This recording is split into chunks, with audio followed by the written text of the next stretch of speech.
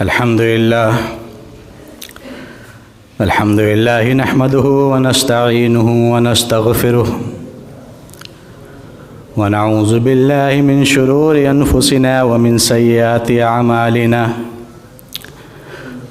من يهده الله فلا مضل له ومن يضلله فلا هادي له وأشهد أن لا إله إلا الله وأشهد أن محمدًا عبده ورسوله أما بعد فإن خير الحديث كتاب الله وخير الهدي هدي محمد صلى الله عليه وسلم وشر الأمور محدثاتها وكل محدثة بدعة وكل بدعة ضلالة وكل ضلالة في النار. أعوذ بالله من الشيطان الرجيم. بسم الله الرحمن الرحيم.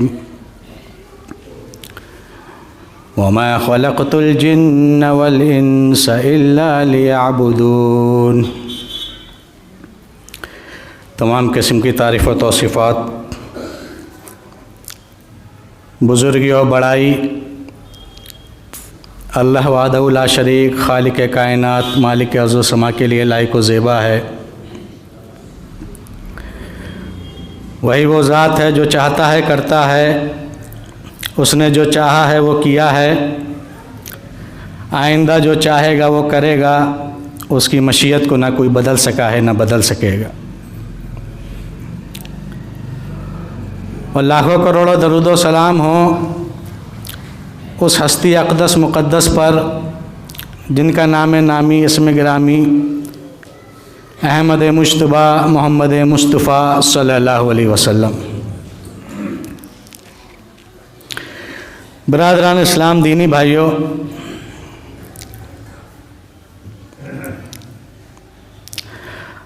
اللہ رب العالمین نے جب حضرت آدم علیہ السلام کی تخلیق کرنا چاہی تو فرشتوں سے کہا کہ میں ایک ایسی مخلوق پیدا کرنے جا رہا ہوں جو میری عبادت کرے گی۔ تو فرشتوں نے کہا کہ اے رب، ہم تیری عبادت کے لیے ہر وقت تیار ہیں، تو ایسی مخلوق کیوں پیدا کرنا چاہتا ہے جو زمین میں فتنہ و فساد پیدا کرے گی؟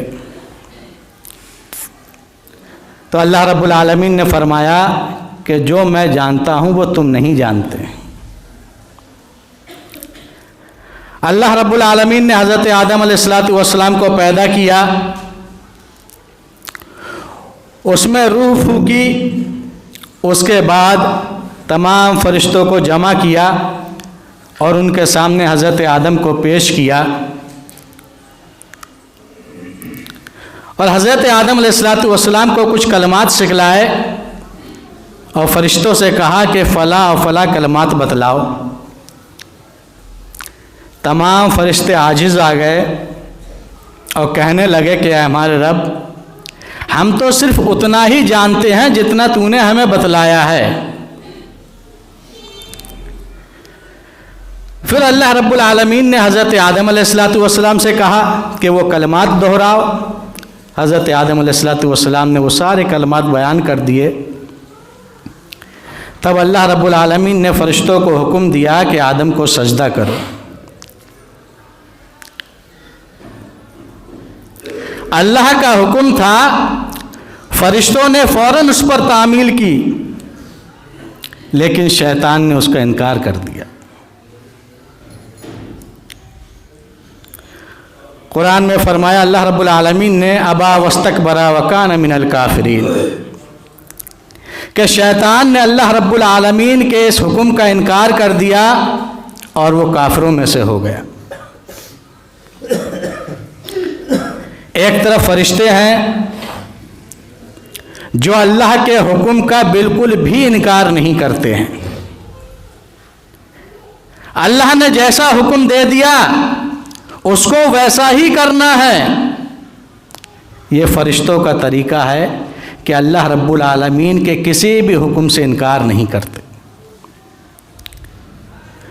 دوسری طرف شیطان ہے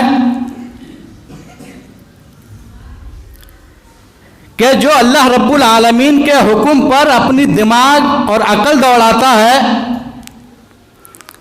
اور اللہ کے حکم کے سامنے اپنی عقل کو بڑا ثابت کرنے کے لیے دلیلیں دیتا ہے۔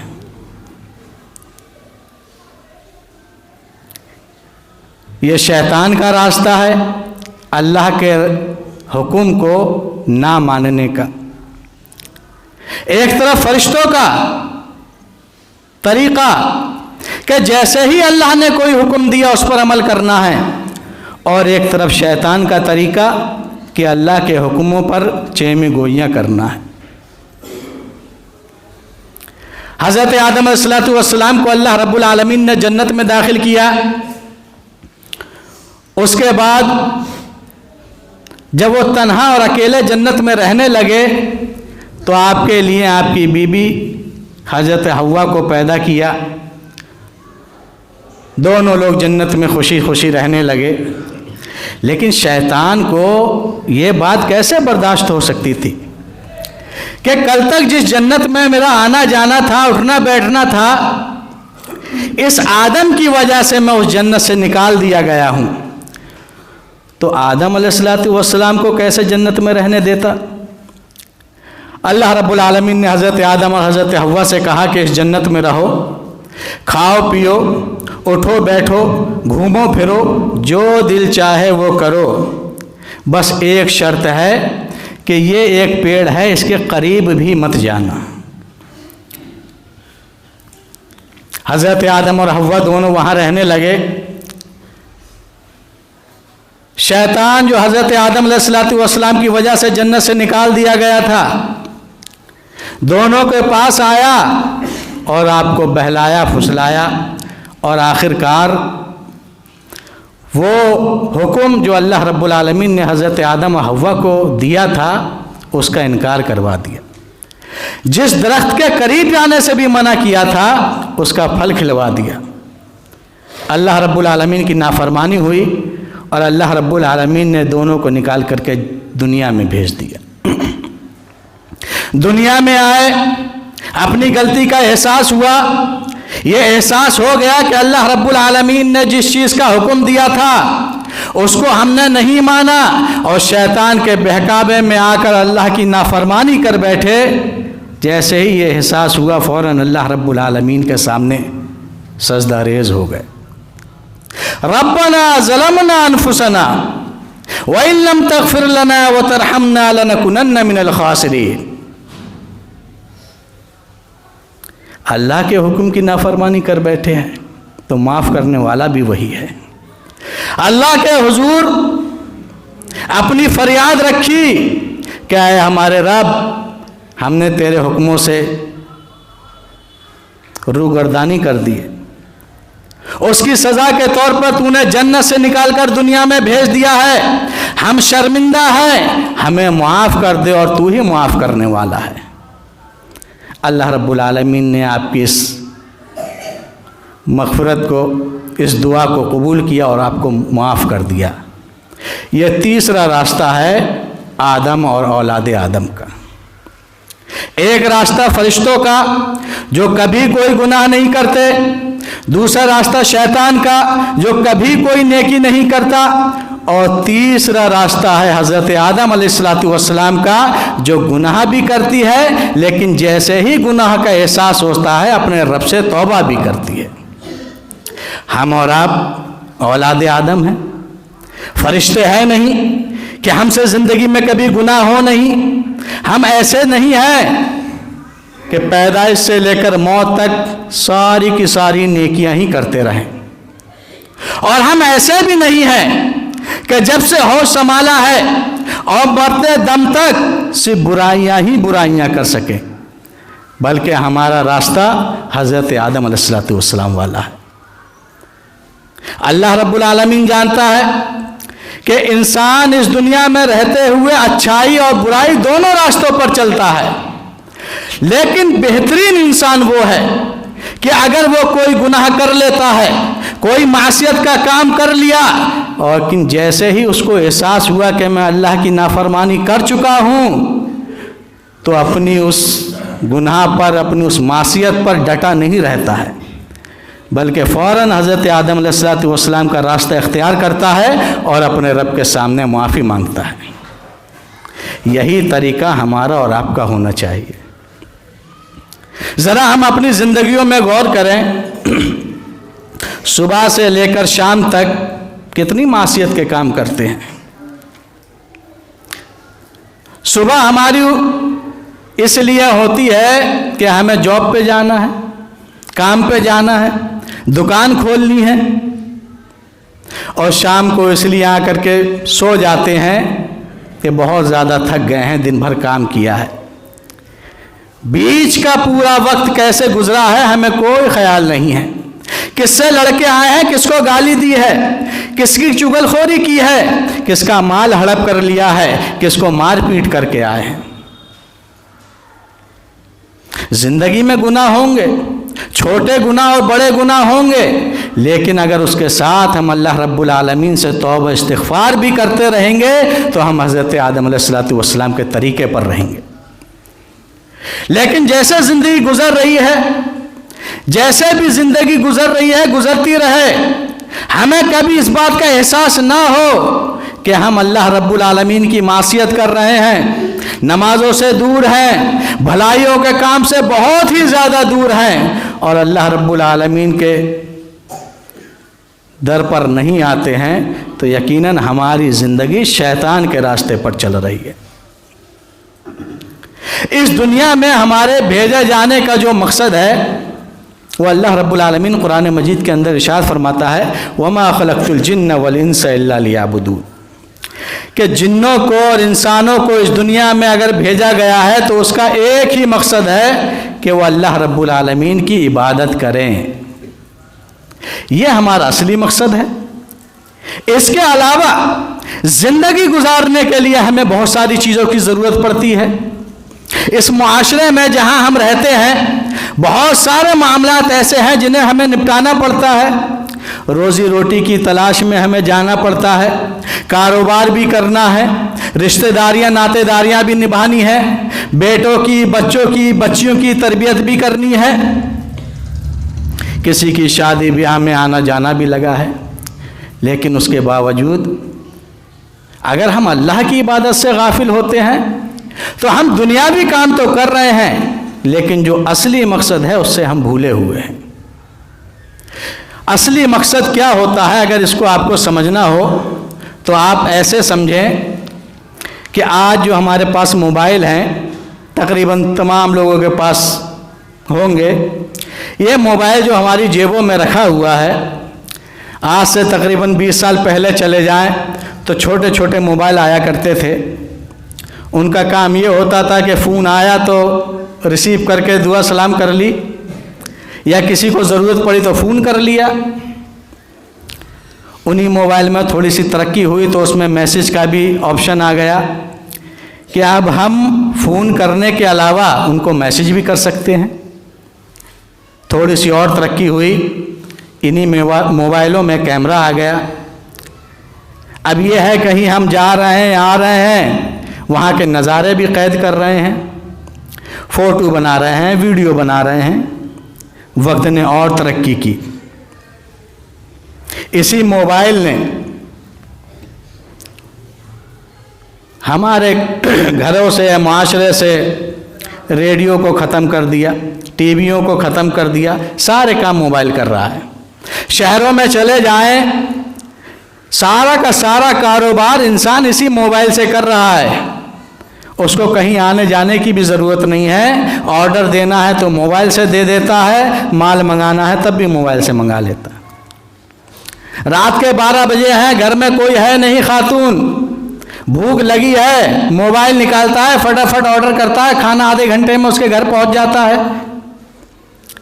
کہیں اس کو سفر کرنا ہوتا ہے، اپنے پاس گاڑی نہیں ہے، رات کے وقت میں کوئی گاڑی کا انتظام نہیں ہے، موبائل نکالا، فٹافٹ کیب آرڈر دی، آدھے گھنٹے میں آپ کے پاس گاڑی آ گئی، آپ کو جہاں جانا ہے وہاں لے جائے گا۔ غرض یہ کہ سینکڑوں کام اس موبائل سے ہوتے ہیں۔ خالی بیٹھے ہیں، کوئی کام نہیں ہے، موبائل نکالا، اس میں گیم کھیلنے لگے۔ اتنی ساری ترقی ہمارے اس موبائل میں ہو گئی، لیکن کبھی آپ نے غور کیا اس موبائل کو بنایا کس لیے گیا تھا؟ تاکہ ایک آدمی اپنے یہاں سے بیٹھے ہوئے سینکڑوں میل دور کہیں ہیں اس سے دعا سلام خیر خیریت پوچھ لے، بات کرنے کے لیے۔ آج اس موبائل میں جہاں سینکڑوں ہزاروں ایپلیکیشن ہمارے موبائل میں ہیں جو الگ الگ کام کرتے ہیں، لیکن اس کے باوجود ہم کہیں جا رہے ہیں، ویڈیو بنا رہے ہیں، کوئی فوٹو کھینچ رہے ہیں، کوئی ویڈیو دیکھ رہے ہیں، آڈیو ریکارڈ کر رہے ہیں، واٹس ایپ چلا رہے ہیں، یوٹیوب دیکھ رہے ہیں۔ غرض یہ کہ اس موبائل میں آپ جو کچھ کر سکتے ہیں وہ کر رہے ہیں، لیکن کبھی غور کر کے دیکھیں کہ جیسے ہی فون آپ کے موبائل پر آتا ہے، آپ کا موبائل ساری چیزوں کو بیک میں ڈال دیتا ہے اور آپ کے سامنے ایک نمبر دکھاتا ہے کہ یہ بندہ آپ سے بات کرنا چاہتا ہے، یا تو اس کو ریسیو کر لیجئے یا اس کو کٹ کر لیجئے۔ کبھی غور کیا اس بات پر؟ آپ اس موبائل سے کچھ بھی کرتے ہو، لیکن جیسے ہی آپ کے موبائل پر کسی کا فون آئے گا، سارے کام پیچھے چلے جاتے ہیں، صرف ایک نمبر آپ کو دکھائی دیتا ہے، اس کے علاوہ کوئی کام نہیں رہتا ہے۔ یہ اس موبائل کے بنانے والے کا مقصد اصلی تھا کہ اس میں تم دنیا کے کام کرو، لیکن جس مقصد کے لیے اس موبائل کو بنایا تھا وہ کام جب تمہارے سامنے آئے گا تو کوئی اور کام نہیں کر سکتے ہیں۔ ٹھیک اسی طرح سے ہماری زندگی بھی ہونا چاہیے کہ ہمیں اس دنیا میں رہتے ہوئے سینکڑوں کام ہیں، رشتہ داریاں ناطے داریاں بھی نبھانی ہیں، بچوں کی پرورش بھی کرنی ہے، کاروبار بھی کرنا ہے، دکانیں بھی کھولنی ہیں، لیکن جب مسجد سے حی علی الصلاۃ حی علی الفلاح کی آوازیں آئیں گی تو سارے کام پیچھے کر کے صرف ایک اللہ کی عبادت کے لیے مسجدوں میں جائیں گے۔ اس موبائل کے بنانے والے کو اس کا مقصد اصلی یاد ہے، لیکن ہم مسلمانوں کو اپنا مقصد اصلی یاد نہیں ہے۔ کس وجہ سے؟ صرف اس وجہ سے کہ ہم اللہ سے دن ب دن دور ہوتے جا رہے ہیں۔ ہم اپنے مقصد اصلی کو بھول گئے ہیں۔ گھر بنانا، اچھے سے اچھا گھر بنانا، گھر میں اچھے سے اچھا ساز و سامان لانا، زیادہ سے زیادہ روپیہ پیسہ کمانا، اچھی جگہ اور بہترین جگہ گھومنے پھرنے جانا، اسی کو ہم نے زندگی سمجھ رکھا ہے، جبکہ یہ زندگی ہمیں اس لیے دی گئی ہے کہ یہ عارضی دنیا جس میں چند دن رہنا ہے، 50 سال 60 سال 70 سال، اس کے بعد جو زندگی آئے گی، جو ہمیشگی کی زندگی ہے، یا تو جنت کی زندگی ہے یا جہنم کی زندگی ہے۔ تو ہمیں اس دنیا میں رہتے ہوئے تیاری کرنی ہے اس جنت کی زندگی کے لیے جہاں ہم ہمیشہ رہیں گے۔ آج ہمارے اسی گاؤں میں، قصبے میں دیکھ لیجئے کتنے کھنڈرات ہیں۔ یہی گھر کسی زمانے میں سب سے عالیشان ہوا کرتے تھے۔ 20 سال 30 سال 40 سال کے بعد ان کا حال کیا ہو گیا؟ آج جو اس گاؤں میں، قصبے میں سب سے بہترین اور اچھا گھر ہے، اللہ رب العالمین آپ کو لمبی عمر دے، آپ دیکھنا 20-30 سال کے بعد ان گھروں کا کیا حال ہوتا ہے۔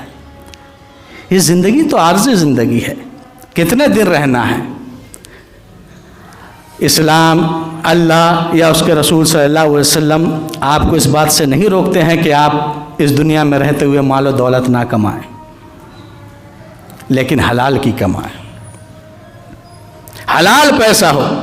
وہ پیسہ جو آپ اپنے اوپر، اپنے گھر والوں کے اوپر، اپنے رشتہ داروں کے اوپر خرچ کریں، اس کے اندر کوئی حرام کی آمیزش نہ ہو۔ بہت اچھے سے اچھا کھائیے، بہت اچھے سے اچھا پہنیے۔ صحابہ کرام رضوان اللہ تعالیٰ علیہم اجمعین میں بھی بڑے بڑے مالدار لوگ ہوا کرتے تھے۔ حضرت عثمان جو تیسرے خلیفہ ہیں، ان کا تو لقب ہی غنی پڑ گیا تھا۔ اللہ رب العالمین نے ان کو اتنا مال و دولت دیا تھا، اتنا مال و دولت دیا تھا کہ کوئی ان کے مقابلے میں آتا نہیں تھا، لیکن اس مال و دولت کی وجہ سے آپ نے اپنی زندگی کو اللہ سے کاٹ کر کے نہیں رکھا۔ اگر یہ دولت، یہ گھر بار، یہ کاروبار، یہ اولاد ہمیں اللہ سے دور کرتی ہے تو بہتر یہ ہے کہ ایسا کاروبار، ایسا گھر، ایسی اولاد ہمارے قریب نہ رہے۔ کس کے لیے کمانا ہے؟ اولاد کے لیے کمانا ہے۔ اگر ہم حلال طریقے سے کمائیں گے تھوڑا پیسے کم ہی آئیں گے، اور حرام طریقے سے کمائیں گے تھوڑا پیسے زیادہ آئیں گے۔ آپ تو اور ہم تو مر جائیں گے، اس کا عیش کون کرے گا؟ اس کا فائدہ کون اٹھائے گا؟ جو دولت ہمارے کام ہی نہیں آنے والی ہے اس کے لیے ہمیں پریشان کیوں ہونا ہے؟ ہمارا جو اصلی مقصد ہے وہ ہے اللہ رب العالمین کی عبادت۔ اللہ اس کے رسول صلی اللہ علیہ وسلم کے بتائے ہوئے طریقے کے مطابق ہمیں زندگی گزارنا ہے۔ ہمیں دولت بھی کمانی ہے، مال بھی کمانا ہے، کاروبار بھی کرنا ہے، رشتہ داریاں بھی نبھانی ہے، آنا جانا بھی ہے، گھومنا پھرنا بھی ہے، سب کچھ کرنا ہے۔ لیکن کب؟ جب ہم اللہ کے رسول کے دین پر چلتے رہیں گے، اور اگر اس دین سے ہٹ کر کے یہ سارے کام کریں گے تو یہ سارا کا سارا رائے گا اور بیکار ہے۔ کل قیامت کے دن جب ہم اللہ رب العالمین کے دربار میں کھڑے ہوں گے تو معلوم چلا، کہیں ایسا نہ ہو کہ معلوم چلے کہ دنیا میں تو ہمارے پاس دنیا بھر کی دولت تھی، بڑے لوگ ہمارے چاہنے والے تھے، سب آگے پیچھے بھاگتے تھے، لیکن آج تو ہم اکیلے کھڑے ہوئے ہیں، نہ بھائی پاس میں ہے نہ بہن پاس میں ہے، اولاد دور دور جا رہی ہے، اکیلا اپنا نامہ اعمال لیے گھوم رہے ہیں۔ کل قیامت کے لیے ہمیں تیاری کرنی ہے، اس دنیا میں اس طرح سے زندگی گزارنی ہے کہ یہ ہمارے لیے ایک قید خانہ ہے۔ رسول اکرم صلی اللہ علیہ وسلم فرماتے ہیں کہ دنیا، جس دنیا میں ہم رہ رہے ہیں، یہ مومن کے لیے قید خانہ ہے اور کافر کے لیے جنت ہے۔ قید خانے میں جب کوئی بندہ جاتا ہے تو کیا دنیا بھر کی مال و دولت لے کر کے جاتا ہے؟ ایک جوڑی دو جوڑی کپڑے لے کر کے جاتا ہے، اپنا وقت گزارتا ہے اور واپس آ جاتا ہے۔ اسی طرح سے ہمیں اس دنیا میں رہنا ہے، ہمیں اس دنیا میں جو کچھ کرنا ہے اور جو کچھ کر رہے ہیں، ہمارا اور آپ کو اس بات پر یقین ہونا چاہیے کہ کل قیامت کے دن یہ سارے کے سارے کرتوت ہمارے سامنے آئیں گے، اور اگر ہمارا نامہ اعمال ہمارے دائیں ہاتھ میں دے دیا گیا تو ہم کامیاب ہو گئے، اور اگر بائیں ہاتھ میں آیا تو ہم نامراد ہو گئے۔ اور پھر وہ وقت ایسا وقت ہوگا کہ جو ناکام ہو جائیں گے وہ اللہ رب العالمین سے کہیں گے کہ ہمارے رب ایک مرتبہ اور دنیا میں بھیج دیں۔ اب تو ہم نے دیکھ لی ہے زندگی کیسے کٹنے والی ہے، ہمارا ٹھکانہ بھی دکھا دیا گیا ہے، صرف ایک مرتبہ اور دنیا میں بھیج دے، ساری کی ساری زندگی تیری عبادت میں گزار دیں گے، لیکن اس وقت دوبارہ دنیا میں نہیں بھیجا جائے گا۔ تو جو کچھ ہمیں کرنا ہے اسی دنیا میں کرنا ہے، اسی زندگی میں کرنا ہے، جو بھی زندگی ہمارے پاس بچی ہے اسی میں ہمیں اپنی آخرت کی تیاری کرنا ہے۔ اور اگر نہیں کریں گے، اللہ اس کے رسول صلی اللہ علیہ وسلم کے بتائے ہوئے فرامین پر عمل نہیں کریں گے، جیسے ہماری زندگی چل رہی ہے ویسے ہی چلنے دیں گے، ابھی بھی یہ وقت ہمارے لیے نہیں آیا ہے کہ ہم اپنی زندگیوں کا محاسبہ کریں، ہم دیکھیں کہ ہم جو زندگی گزار رہے ہیں وہ صحیح ڈھنگ پر جا رہی ہے کہ نہیں۔ تو یقین جانیے جب آنکھ بند ہو جائے گی اس کے بعد بہت افسوس ہوگا، اور اس افسوس میں آپ کے ساتھ کوئی بھی کھڑا ہوا نہیں ہو۔ اللہ رب العالمین سے دعا ہے، الہ العالمین جو بھی زندگی ہماری گزر چکی ہے، جو بھی ہم نے گناہ کیے ہیں، چھوٹے گناہ کیے ہیں یا بڑے گناہ کیے ہیں، انہیں معاف کر دے۔ بے شک تو ہی معاف کرنے والا ہے، تیرے علاوہ کوئی معاف کرنے والا نہیں۔ ہم تو تیرے ہی در کے منگتا ہے، ہمارے لیے تو دنیا میں کوئی اور در ہے ہی نہیں، معاف کرنے والا تو ہے۔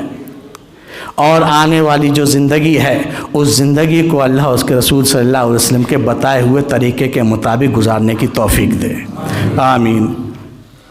ایک چھوٹی سی بات اور عرض کرنا چاہتا ہوں، نیکیاں کمانا بڑا آسان ہے اور گناہ کرنا بڑا مشکل ہے، لیکن لوگوں نے نیکیاں کرنا مشکل بنا رکھا ہے اور گناہ کرنا آسان بنا رکھا ہے۔ یہ جمعہ کا دن ہے، جمعہ کا دن خاص فضیلت والا دن ہے۔ رسول اکرم صلی اللہ علیہ وسلم ایک حدیث میں فرماتے ہیں کہ یہودیوں کے لیے اللہ رب العالمین نے سنیچر کا دن رکھا ہے اور نصرانیوں کے لیے اتوار کا دن رکھا ہے، اور یہ مسلمانوں امت مسلمہ کی خصوصیت ہے کہ اس نے ان کو جمعہ کا دن عطا فرمایا ہے۔ بڑی فضیلت کا دن ہے پورا کا پورا۔ اس کی فضیلتوں پر اگر چاہیں تو 2-2.5 گھنٹہ آپ بیان سن سکتے ہیں، اور اس میں آپ کو کرنا کچھ نہیں ہے۔ ہم قربانی کرتے ہیں، کچھ دنوں بعد 2-2.5 مہینے کے بعد قربانی کا ایام آنے والے ہیں۔ جو صاحب حیثیت ہوتے ہیں وہ جانور لاتے ہیں، قربان کرتے ہیں۔ جو غریب ہوتے ہیں، مسکین ہوتے ہیں، اتنی طاقت نہیں ہوتی ہے کہ کوئی جانور لا کر کے اللہ کی راہ میں قربان کر سکیں، تو وہ یہ سوچتے ہیں، دل میں ان کے خیال آتا ہے کہ کاش ہم بھی قربانی کر سکتے تھے۔ اچھا، قربانی انسان کرتا ہے، اچھا بکرا، اچھا مینڈھا لا کر کے اللہ کی راہ میں ذبح کر دیتا ہے، کیا کوئی آپ میں سے یہ گارنٹی دے سکتا ہے کہ اللہ رب العالمین نے اس کی قربانی قبول کر لی ہے؟ کوئی یہ گارنٹی نہیں دے سکتا ہے۔ یہ گارنٹی تو صرف اللہ رب العالمین کے پاس ہے کہ ہم نے جو 1 2 4 10 20 50 100 200 جانور بھی قربان کر دیے ہیں، وہ اللہ کے حضور میں کامیاب ہو بھی گئے کہ نہیں ہوئے، کوئی گارنٹی نہیں ہے۔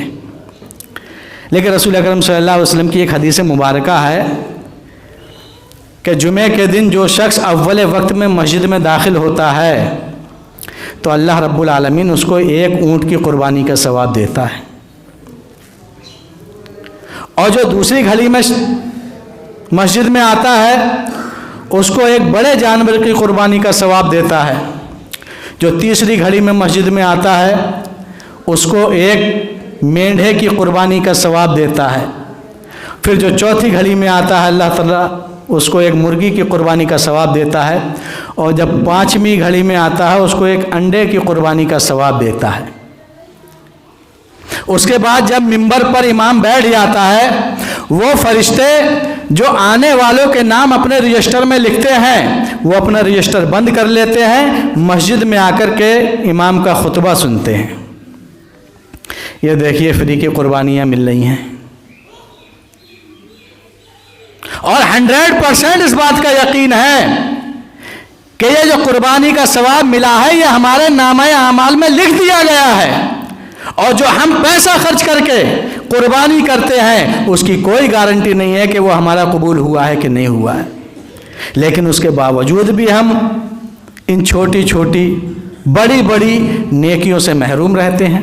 ہمیں پتہ ہے کہ آج جمعہ کا دن ہے، آدمی اپنے کاروبار سے دکانوں سے چھٹی بھی کر لیتا ہے، دن بھر یہاں سے وہاں گھومتا پھرتا ہے، جب دیکھتا ہے کہ ہاں اب نماز کا وقت ہونے والا ہے تب گھر سے چلتا ہے، خطبے کے لیے نہیں، نماز پڑھنے کے لیے۔